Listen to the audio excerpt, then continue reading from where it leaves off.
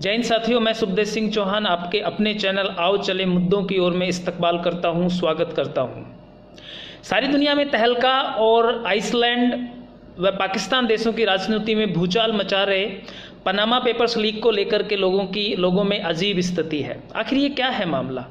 Panama उत्तरी America का एक छोटा सा देश है जहां हर कंपनी को स्थापित करने की प्रक्रिया बहुत ही सरल है एवं व्यापार पर लगने वाला जो कर है वो भी ना के बराबर है। कंपनी के मालिकों की जो पहचान है वो गुप्त रखी जाती है। यही वजह है कि दुनिया भर के लोग वहां से हवाला ऑपरेटरों के जरिए अपने काले धन को सफ़ेद करने का काम करते हैं।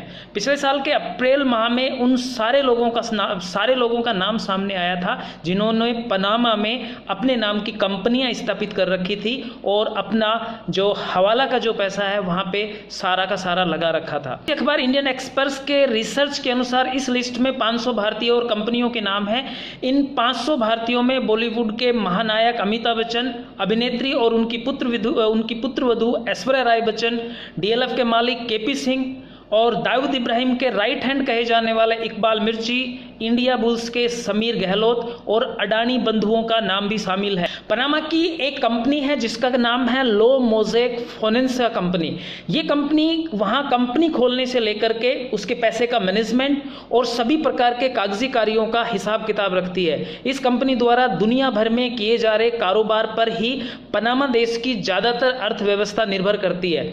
पनामा पेपर्स की जांच कर रहे जो पत्रकार थे उन्होंने पाया कि मोज़ेक फाइनेंस कंपनी पूरी दुनिया में कम से कम 2 लाख कंपनियों से जुड़ी हुई है और वो 2 लाख कंपनियां इनका एज एजेंट का काम करती है और उनका पैसा एकत्रित करके पनामा पहुंचाने का कार्य करती है। पाकिस्तान की न्यायपालिका ने जिस तरीके से जिस त्वरित गति से निर्णय लिया वो काबिल तारीफ है। वहीं दूसरी ओर भारत सरकार ने अभी तक जांच कमेटी का गठन तक नहीं किया है। हम आम जन की भी आशा शायद न्यायपालिका से ही है कि जो इस मामले पर त्वरित कार्रवाई करे। पाकिस्तान में तो फैसला आ गया है जहां नवाज शरीफ को गद्दी तक छोड़नी पड़ी है, वहीं हमारे यहाँ भारत सरकार के अंदर हमारे यहाँ भारत देश में आरोपियों को सरकारी योजनाओं को प्रमोट करने के लिए ब्रांड एम्बेसडर तक बना रही है। लोकतंत्र में जागरूक होना देशभक्ति का सबसे बड़ा प्रमाण है और देश हित में अति उत्तम कार्य है, लेकिन सबसे कठिन भी है क्योंकि आज वर्तमान के दौर में सही अखबार पढ़ना कौन चाहता है, सही रिपोर्ट देखना कौन चाहता है और उससे भी बड़ा कार्य है